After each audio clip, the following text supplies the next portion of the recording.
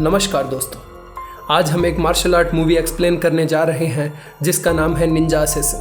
Film की शुरुआत एक टैटू शॉप से होती है जिसे एक बूढ़ा अनुभवी आदमी चलाता है।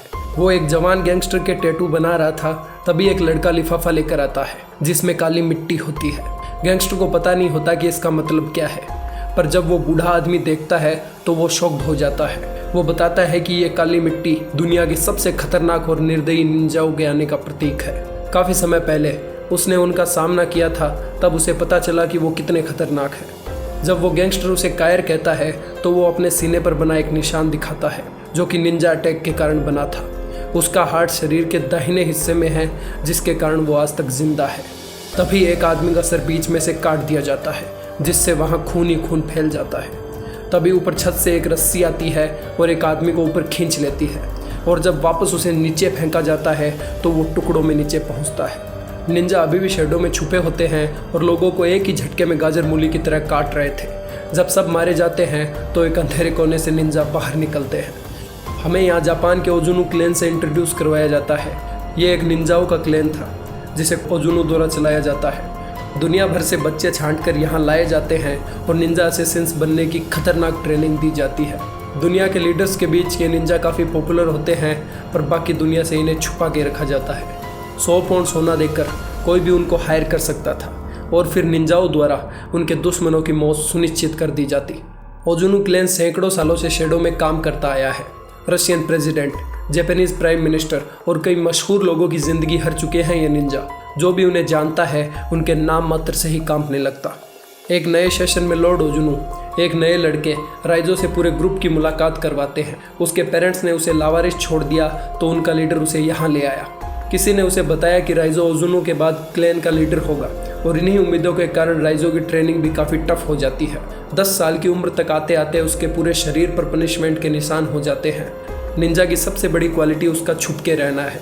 उसे एक लकड़ी के फ्लोर पर चलना होता है और बिल्कुल भी आवाज़ आई तो उसके पैर पर कट लगा दिए जाएंगे।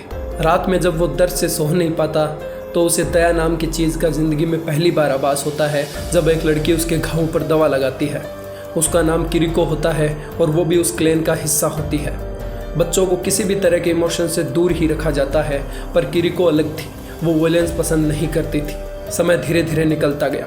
राइजो और किरिको एक साथ बड़े होने लगे। वो दोनों आपस में बात नहीं करते पर एक दूसरे को देखते रहते। राइजो ओजुनु के ट्रेंड किए गए निंजाओं में सबसे बेस्ट निंजा होता है। अपने सीनियर टकेसी के साथ वो एक मैच में हार जाता है क्योंकि टकेसी ने चीटिंग की थी, पर मास्टर उसे कुछ नहीं कहता, उल्टा राइजो को ब्लेम करता है। वो राइजो पर खतरनाक फिंगर पुशिंग टेक्निक का इस्तेमाल करता है जिससे राइजो दर्द में कराहने लगता है, और अब उसे पूरी रात बिना कोई मेडिकल सहायता के निकालनी थी। अगली सुबह जब ओजुनु आता है तो देखता है कि वो अपनी आज की ट्रेनिंग के लिए तैयार था। इसे देख वो अपने स्टूडेंट पर काफ़ी गर्व महसूस करता है। राइजो अपने क्लैन का सबसे पावरफुल योद्धा बन जाता है। वो आंखों पर पट्टी बांध के या फिर हाथ बंधे होने पर भी सामने वाले को हरा देता। किरिको जहां राइजो पर प्राउड करती है, वहीं ओजुनु के तरीकों से नफरत। वो लगातार क्लैन के रूल तोड़ने लगती है। राइजो उसे समझाता है कि उसे डर लगता है कि ऐसा करने से मास्टर तुम्हारा दिल निकाल लेगा, पर वो कहती है कि मेरा दिल तो तुम्हारे अंदर धड़कता है। एक ट्रेनिंग सेशन के दौरान उसे अपने सामने वाले को चाकू मारने के लिए कहा जाता है। जब वो ऐसा नहीं करती तो ओजुनु उसके फेस पर एक कट लगा देता है और एक पिंजरे में डाल देता है। राइजो उससे मिलने के लिए आता है और उसे पानी पिलाता है। एक बारिश की रात में किरिको दीवार चढ़कर वहाँ से भागने लगती है। वो राइजो को भी साथ चलने के लिए कहती है। वो कहता है कि मैं अपने मास्टर और क्लैन को धोखा नहीं दे सकता। किरिको वहाँ से भागने लगती है पर पकड़ी जाती है। उसे एक जगह बांध दिया जाता है। सीनियर टकेसी सबके सामने उसके कलेजे में तलवार घुसा देता है। ये सब होने के बाद भी राइजो अपने क्लैन के लिए लॉयल रहता है। अगला सीन बर्लिन के यूरोपल हेडक्वार्टर्स का दिखाया जाता है। एक फोरेंसिक रिसर्चर माइका को क्लैन के होने के बारे में सबूत मिलते हैं। उसे पता नहीं होता कि इन्फॉर्मेशन उसके लिए कितनी डेंजरस हो सकती है। वो ये सब लेकर अपने सीनियर मेस्लो के पास जाती है। वो नहीं मानता कि ऐसा कोई क्लैन मौजूद है, पर माइका उसे सबूत दिखाती है कि कैसे पावरफुल लोग उसे फंड करते हैं, और कई लीडर्स की मौत के बारे में भी बताती है जिसमें इस क्लैन का हाथ है। मेस्लो इसके बारे में इंटरेस्टेड होता है और इसके बारे में छानबीन करने का मन बनाता है। वो नोटिस करते हैं कि एक हाई रैंकिंग केजीपी एजेंट साबातीन ने इसके बारे में कई रिपोर्ट्स बनाई थी। जब उसके काम की पहचान होने लगी तो उसे इस पोस्ट से हटा दिया गया और उसकी हत्या कर दी गई। यहाँ हम देखते हैं कि राइजो भी उसी शहर में होता है और एक स्पेशल टास्क के लिए यहाँ एक अपार्टमेंट में रहता है। वो रोजाना अपनी ट्रेनिंग करता जैसे उसके मास्टर करवाते थे। एक दिन वो लोकल लॉन्ड्री शॉप में जाता है जहाँ उसे एक औरत मिलती है। वो काफ़ी फ्रेंडली होती है पर राइजो उसे देखकर पहचान लेता है कि वो एक निंजा है। वो दोनों एक दूसरे पर अटैक करने लगते हैं। थोड़ी देर बाद हम देखते हैं कि एक वॉशिंग मशीन से खून निकल रहा है और उस लड़की की बॉडी उसके अंदर घूम रही है। वहीं माइका इस इन्वेस्टिगेशन में आगे बढ़ती है और उस मरे हुए एजेंट की वाइफ से मिलने जाती है। माइका क्लेन के बारे में पूछती है तो वो कहती है कि उसके पति बहुत ही बहादुर और ईमानदार आदमी थे, पर एक घटना के बाद सब कुछ बदल गया। वो काफ़ी कायर बन गए और हर खिड़की और दरवाजे के दो लॉक लगा कर रखने लगे। उसने शैडो के लिए घर में कोई जगह नहीं छोड़ी ताकि निंजा कहीं छिप ना सके। पर एक दिन अचानक लाइट्स ऑफ हुई और वो मारा गया। अगले दिन माइका के ऑफिस में एक बड़ा ऑफिसर आता है।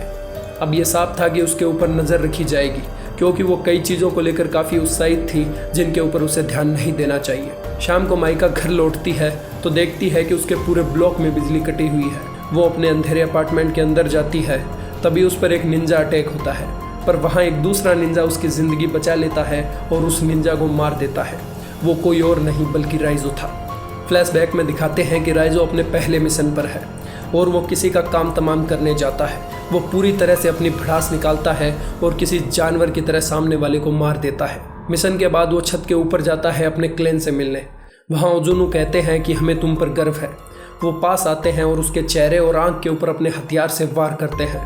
उसके साथ ही निंजा उस पर अटैक करते हैं और बिल्डिंग से नीचे फेंक देते हैं। राइजो मुश्किल से बचता है क्योंकि वो पानी में गिर जाता है। सही होने के बाद उसने अपने क्लेन के खिलाफ काम करना शुरू कर दिया और ओजुनु के भेजे हुए हर निंजा को मारने लगा। इसी वजह से ही आज माइका की लाइफ बच गई। वो दोनों एक होटल में जाते हैं और अपने कपड़े चेंज करते हैं क्योंकि निंजा लोगों का पीछा करने के लिए स्मेलिंग टेक्निक का इस्तेमाल करते हैं। माइका मेस्लो को कॉल करती है और बताती है कि वो राइजो के साथ है। वो शख्स जल्दी ही राइजो को पकड़ने के लिए कहता है, हालांकि वो प्राइम सस्पेक्ट नहीं था पर उसे उसकी ज़िंदगी बचानी थी। जब तीनों मिलते हैं तो प्लान के मुताबिक राइजो को घेर लिया जाता है और पुलिस उसे अरेस्ट कर लेती है। उसे एक सुनसान जगह ले जाया जाता है और बांध दिया जाता है। माइका उसे कहती है कि तुमने उसे अरेस्ट क्यों किया है। वो कहता है कि यह उसके लिए सबसे सेफ जगह है। माइका उसे पानी पिलाने के लिए जाती है जहाँ राइजो बताता है कि निंजा किसी भी समय यहाँ पहुँच सकते हैं।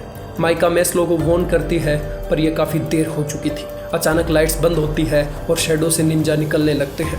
एडवांस वेपन होने के बाद भी सोल्जर निंजा के सामने लाचार लगते हैं।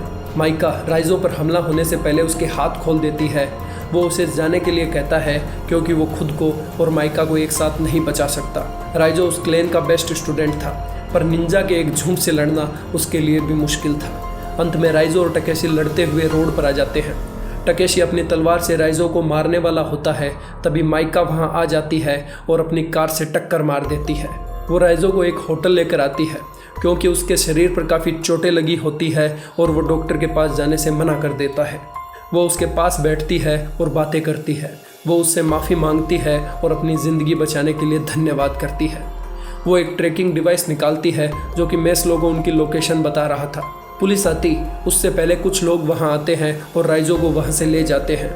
जब पुलिस आती है तो माइका वहां सोफे पर बैठी थी। वो बताती है कि 10 मिनट पहले कुछ लोग आए और उसे उठाकर ले गए। क्लेन के बेस पर राइजो को ओजुनु के सामने लाया जाता है। वो उसे माफ़ी मांगने के लिए लास्ट चांस देता है पर राइजो मना कर देता है। ओजुनु को गुस्सा आता है क्योंकि वो कभी सोचता था कि राइजो उसकी जगह इस क्लेन को चलाएगा। वो राइजो को किरिको की तरह बांध देता है। वो राइजो के ऊपर 3 बार फिंगर जैबिंग टेक्निक का इस्तेमाल करता है।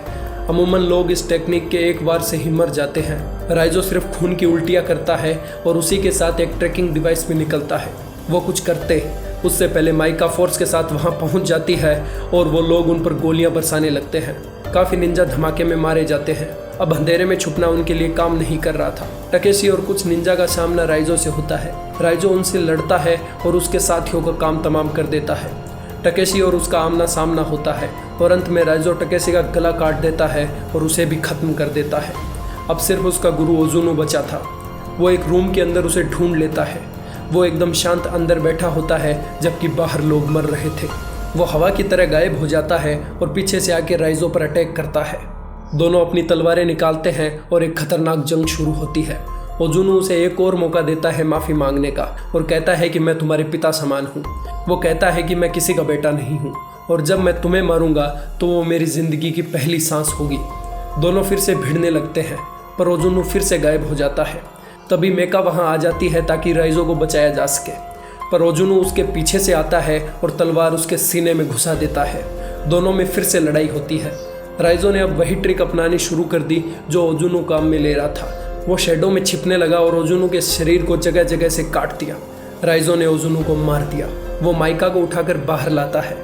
डॉक्टर उसे देखते हैं तो पता चलता है कि उसका हार्ट सीने में दाहिनी ओर है। इसका मतलब है कि वो बच जाएगी।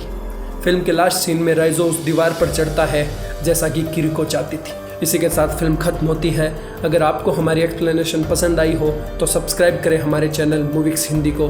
धन्यवाद।